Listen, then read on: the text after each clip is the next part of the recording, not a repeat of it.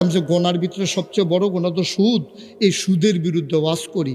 পয়লা শুক্রবারে সুদের বিরুদ্ধে ওয়াজ করছি। ওয়াজ যখন শেষ হয়েছে সকলে বাড়ি গেছে গা, সভাপতি আমার আলগাত নিয়ে কয়, সবটি কথা আপনি আমারে কইছেন।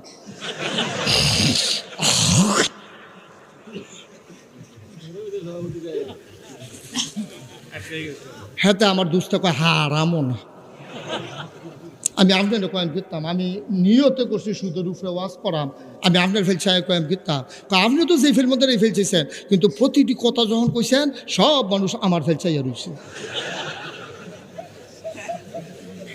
তো আমি কিতা করতাম? আমি সুদের বিরুদ্ধে, আমি কি আপনার নাম লইছি না কিছু কইছি? আমি সুদের বিরুদ্ধে ওয়াজ করছি, আপনার ফেলছাই থাকলে আমি কিতা করতাম? কয় অবশ্যই কেউ না কেউ কইছে আমি যে খাই। আর না হইলে আপনি কোনো এমনি টার্গেট করে কোনো কথাটি কইছেন না, মনে করেন নাই তো আমরা বুঝি না, আমরা এই বাতাসে চুলটি ফাঁকছে না আমরা।